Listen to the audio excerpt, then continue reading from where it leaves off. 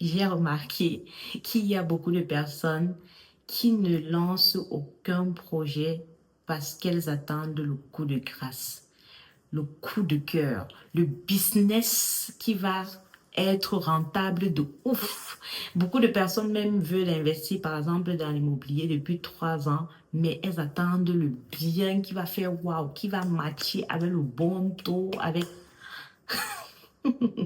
dans cette vidéo, je veux qu'on déconstruise ça. Je vais te parler de 7 petites actions, 7 micro-actions que tu peux mettre en place aujourd'hui pour pouvoir commencer à développer ton patrimoine de façon durable, avec une vision sur le long terme.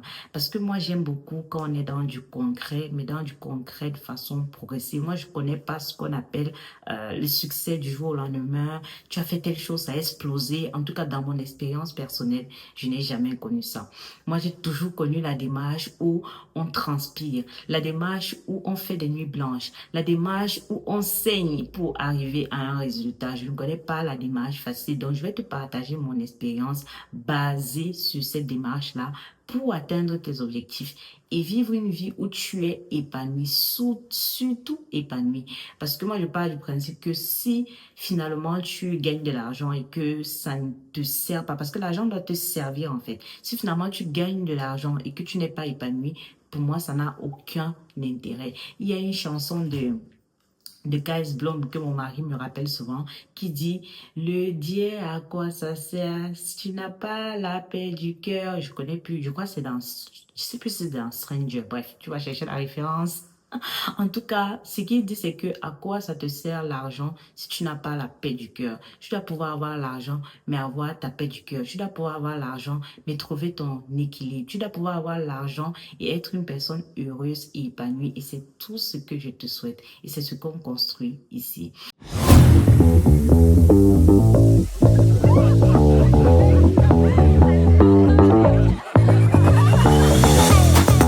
Donc, bonjour à toi et bienvenue sur ma chaîne. Si c'est la première fois que tu me vois sur un de tes contenus YouTube, moi je suis Eugénie et ici je te parle mindset, investissement, gestion des finances. Et je t'invite à t'abonner parce que je suis sûre que ces sujets peuvent te parler. Alors aujourd'hui, je vais te parler de 7 micro-actions que tu peux mettre en place dès aujourd'hui pour commencer à construire ta liberté financière. Parce que oui, ça peut se construire dès maintenant, dès le moment où tu es en train d'écouter cette vidéo. Et une première action, je ne sais pas si j'appellerais ça une action, mais la première chose que tu peux faire, c'est premièrement, tue ton ego. C'est dur à entendre, mais c'est une réalité. Tue ton ego. Tu dois accepter que les choses vont venir, peuvent arriver dans ta vie, l'abondance peut arriver dans ta vie plus tard que le timing que tu as prévu. Et accepte les choses telles qu'elles sont, pardon, en continuant à bosser. Ne sois pas pressé dans le fait de vouloir avoir trop vite de l'argent. Ça a livré beaucoup de personnes. On a vu des projets autour de la crypto notamment qui ont mis des personnes dans des problèmes à cause du gain rapide. Ne sois pas pressé d'avoir beaucoup d'argent.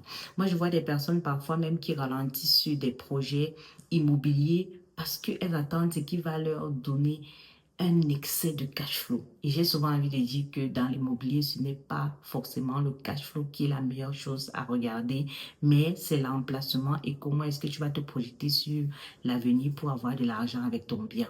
Donc, plus tu retardes ton achat, plus tu retardes ton enrichissement parce que tu cherches la perle rare qui va te donner trop d'argent tout de suite. Non, sois rentable, mais pense aussi au futur. Donc, tue ton ego. Apprends à ne pas chercher à trop vivre par rapport aux standards des gens autour de toi, mais vis par rapport aux standards de ta vision. C'est très important. Tu dois toujours avoir la paix du cœur quand tu cherches ton argent. Et ça va souvent, à travers les expériences, t'apprendre à tuer ton ego. La deuxième chose que tu vas apprendre à faire, j'en ai déjà parlé, c'est d'apprendre à automatiser ton enrichissement, d'apprendre à mettre de l'argent de côté de façon régulière chaque mois. Le système tel qu'il est fait aujourd'hui Tu es dans une société de consommation. Tu es dans une société où tout est fait à travers les publicités, à travers les panneaux. Dès que tu entres dans le métro, tu vois des pubs partout, à travers tout ce que les gens consomment, les réseaux sociaux. En fait, beaucoup d'informations t'arrivent et qui t'incitent à consommer. Donc, si toi, tu n'as pas déjà mis en place un système pour contrer tout ça, tu vas avoir énormément de difficultés.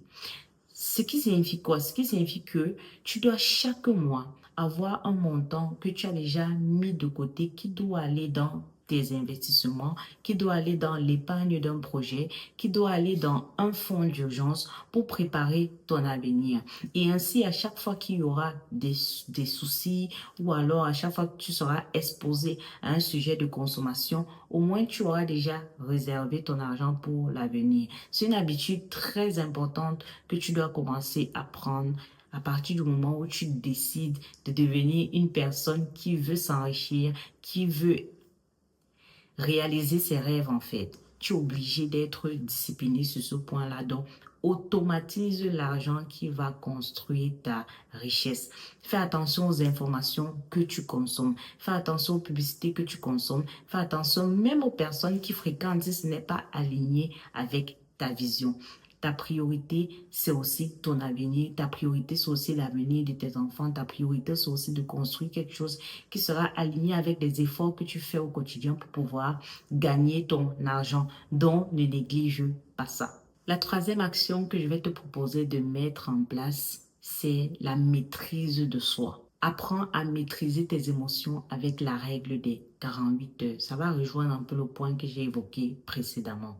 Le marketing moderne est mis en place pour pouvoir pirater les informations dans ton cerveau et te faire acheter des choses inutiles. La barrière psychologique entre l'envie et l'achat, c'est ce qui sépare les consommateurs des investisseurs. Dès que tu souhaites, à partir d'aujourd'hui, acheter quelque chose qui n'est pas essentiel, quelque chose qui n'est pas un besoin, essaye de t'imposer la règle stricte des 48 heures avant de passer à l'acte d'achat. Ça va te donner le temps de mûrir ta décision et être sûr de savoir si ce sac, tu en as vraiment besoin, si cette chaussure, tu en as vraiment besoin. Impose-toi toujours la règle des 48 heures. Quand j'ai commencé à appliquer cette méthode, je me suis rendu compte qu'après les 48 heures, il y avait beaucoup d'articles dont finalement je n'en avais pas besoin et finalement je ne passais pas à l'acte d'achat et finalement je ne dépensais pas mon argent n'importe comment. Donc applique cette méthode-là et tu vas voir, ça va beaucoup t'aider. La quatrième action que je veux que tu poses, c'est de faire le DCA. Dollar Cost Averaging.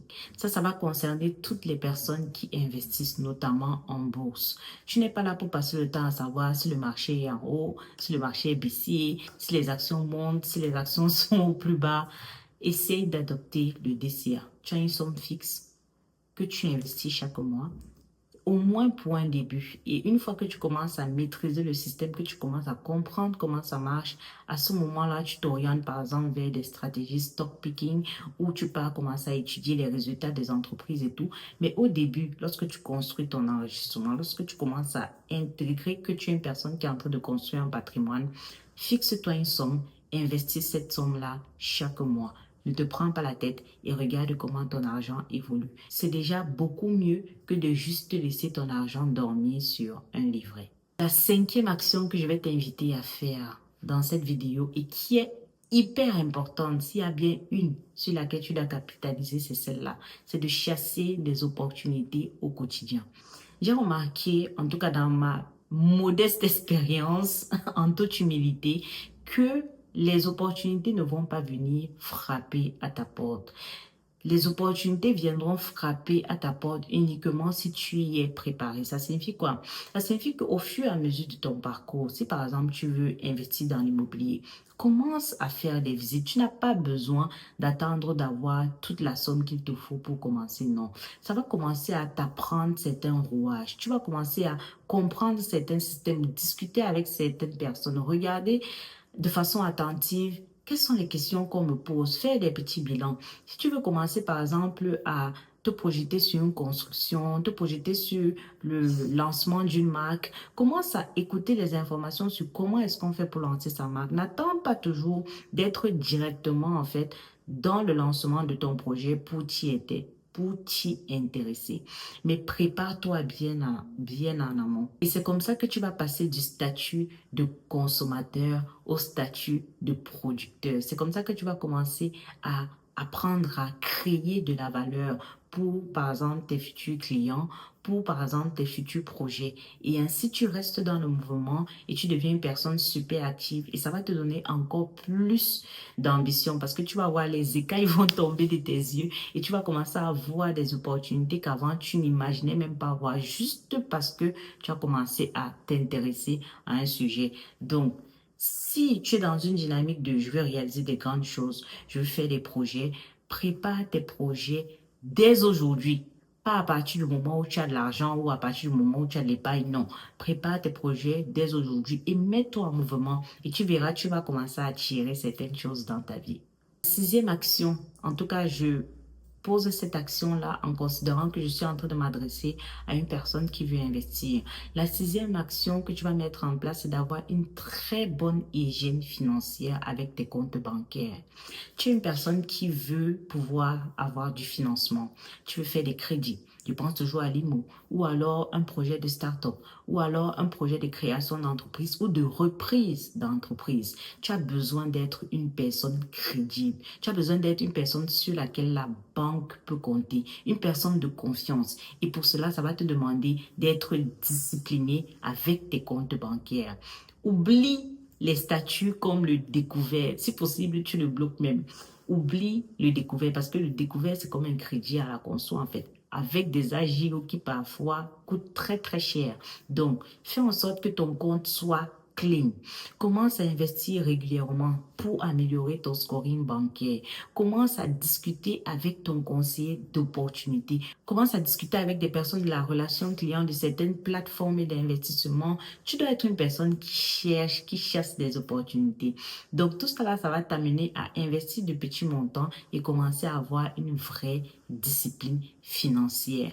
On ne doit pas aujourd'hui arriver devant toi et te demander, par exemple, quel est ton fonds d'urgence? Tu n'es pas en capacité de répondre. Ça, c'est un problème. Donc, tu dois avoir une bonne hygiène financière. Premièrement, pour pouvoir rebondir en cas de problème, si tu as des grosses situations dans ta vie, si tu as, par exemple, de grosses personnes que tu dois prendre en charge, je pense, par exemple, à nos parents dans ta vie, tu dois pouvoir réagir. Tu dois pouvoir te dire que je dois être tellement ambitieux que chaque mois, je mets mes parents sous salaire, par exemple. J'essaye de leur offrir des choses, même s'ils en ont déjà, mais c'est une façon à toi de pouvoir respecter certaines lois, en fait, de l'enrichissement. Donc, commence à avoir une bonne hygiène financière. Une bonne hygiène financière, ça implique aussi que tu saches quels sont les dons que je fais chaque mois, par exemple, aux personnes qui sont dans le besoin. Donc, tout ça, là, ça fait partie de ton hygiène financière. Tu ne dois pas attendre d'avoir énormément d'argent pour le faire. Avec l'argent que tu as, quelle est la somme que tu peux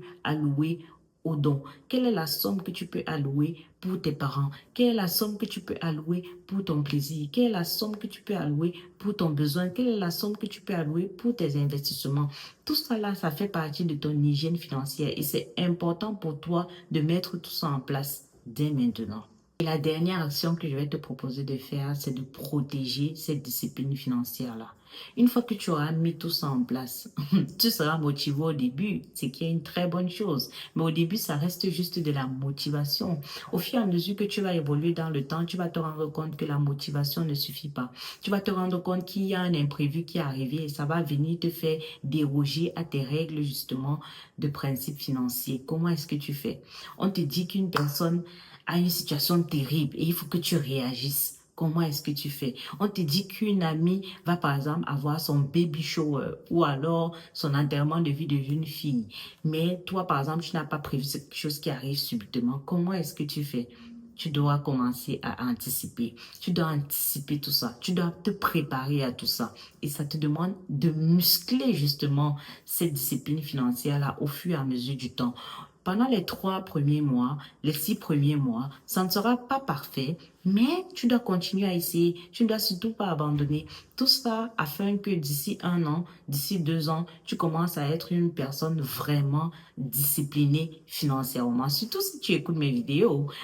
Si tu es sur cette chaîne, ça veut dire que tu tends justement vers cette ambition-là. Donc, si tu écoutes mes vidéos, j'en ai tellement parlé, le fait d'être discipliné financièrement, le fait de commencer à investir, le fait de préparer son futur, le fait de laisser un héritage aux enfants de ses enfants.